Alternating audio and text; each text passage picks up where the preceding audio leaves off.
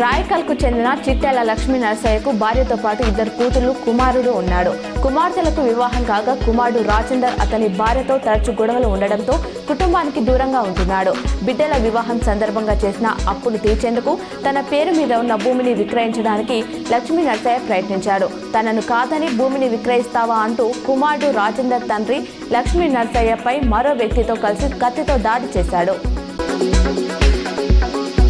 సనాతన ధర్మం కాపాడడానికి కులాలు వేరైనా రాజకీయ పార్టీలు వేరైనా వేములవాడలో హరిహర వీరమల్లు సినిమా ఉచిత ప్రదర్శన చేపట్టారు బీజేపీ నాయకులు.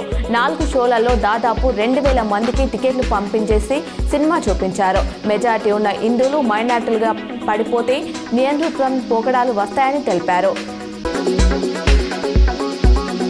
వినియోగదారుల అవసరాల నిమిత్తం కరీంనగర్ జిల్లాలో 7 ఇసుక రీచ్ల నుంచి ప్రభుత్వ మార్గదర్శకాల ప్రకారం ఇసుక రవాణాకు అనుమతులను మంజూరు చేసినట్లు కలెక్టర్ పమ్మెల సత్పతి తెలిపారు.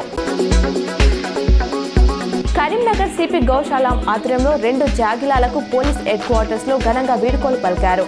డానీ 10 సంవత్సరాలు, టైగర్ 11 సంవత్సరాలుగా డాగ్ స్క్వాడ్ విభాగంలో పనిచేసి పలు కేసులు ఛేదనలో విశేష ప్రతిభ కనబర్చాయని పోలీసు అధికారులు కొనియాడుతూ సన్మానించారు.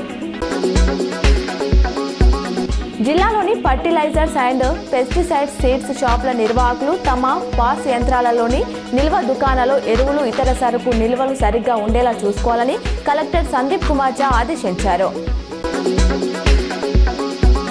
రేషన్ కార్డుల పంపిణీ నిరంతర ప్రక్రియగా కొనసాగుతుందని వెల్లడించిన ఎమ్మెల్యే మేడిపల్లి సత్యం అర్హులందరికీ ఇందిరమ్మ ఇళ్లు, సంక్షేమ పథకాలు అందజేస్తామని కలెక్టర్ ప్రకటించారు. సిరిసిల్ల తెలంగాణ భవన్లో స్థానిక సంస్థల ఎన్నికల సన్నాహక సమావేశం నిర్వహించారు. సమావేశానికి బీఆర్ఎస్ వర్కింగ్ ప్రెసిడెంట్ కేటీఆర్ హాజరయ్యారు.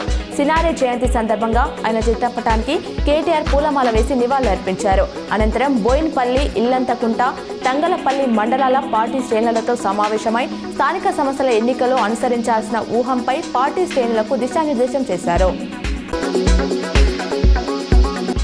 రాష్ట్రంలోని పలు జిల్లాల్లో రాత్రి భారీ వర్షం కురిసింది. ఖమ్మం, కొత్తగూడెం, నిర్మల్, ఆసిఫాబాద్, భూపాలపల్లి తదితర జిల్లాలోని పలు ప్రాంతాల్లో ఉదయం కూడా వాన పడింది.